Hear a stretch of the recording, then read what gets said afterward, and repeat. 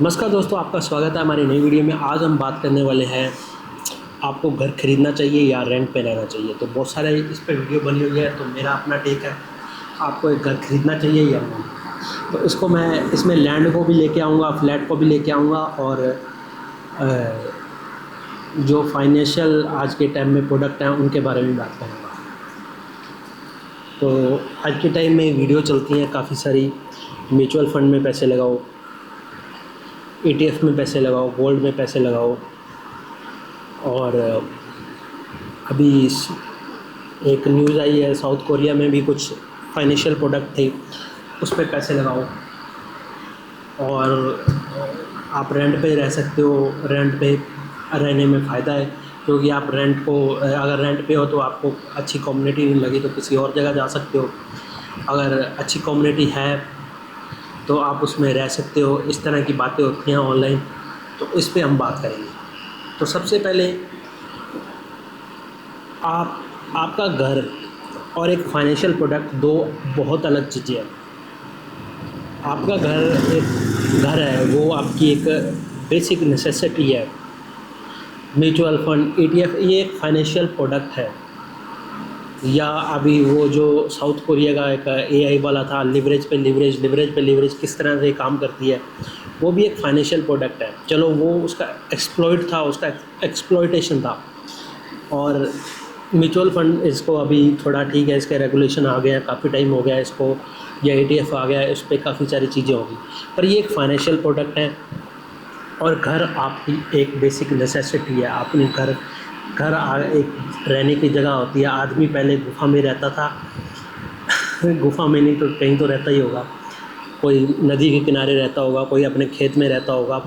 फिर लोगों ने गांव बसाने शुरू किए, शहर बसाने शुरू किए। तो एक ये प्रोडक्ट नहीं है, इसे आप प्रोडक्ट ना मत की तरह मत देखिए, इसे एक सोशल वैल्यू की तरह देखिए, सोसाइटी में एक जगह की तरह देखिए।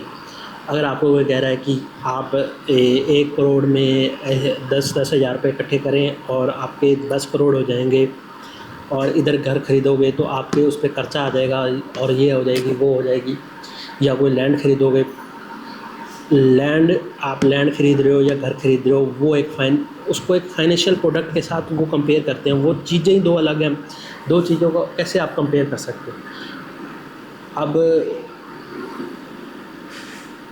घर एक बहुत पहले एक हमारे यहाँ पे एक सियार वाली कहानी चलती थी कि जब भी सियार रात को आता था तो उसने दिन में अपना घर नहीं बनाया होता, खड्डा नहीं बनाया होता था, तो रात को रोज़ सोचता था कि मैं कल सुबह घर बना लूँगा।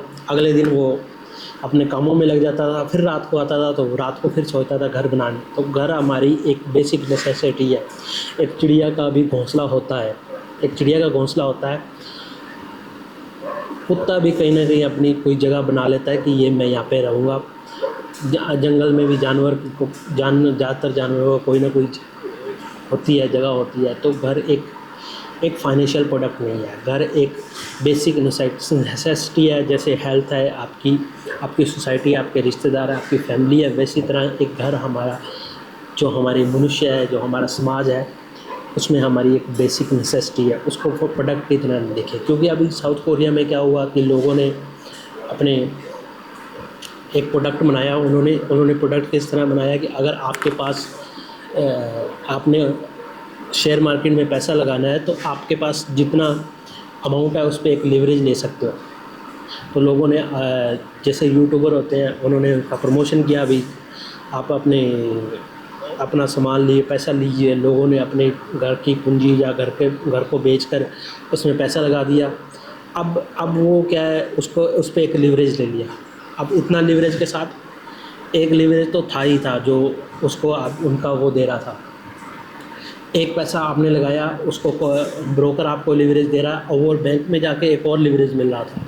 उस लीवरेज की वजह से लोगों ने बहुत सारा पैसा लगा दिया। जब पैसा देने की बारी आई बैंक को या कुछ आया, तो वो सारा उनका डैमेज हो गया। तो आपको एक बात बता दूं, आपके पास 10 करोड़ रुपए भी हैं और आपने सोचा 10 करोड़ रुपए हैं, घर बाद में ख़रीद लेंगे। एक बात करता हूँ, घर आपका 1 करोड़ में मिल रहा है, तो ऐसी स्थिति भी आ सकती है कि फाइनेंस वर्ल्ड में ऐसी स्थिति भी आ सकती है कि वो आपके 10 करोड़ 1 करोड़ हो जाए, 50 लाख हो जाए।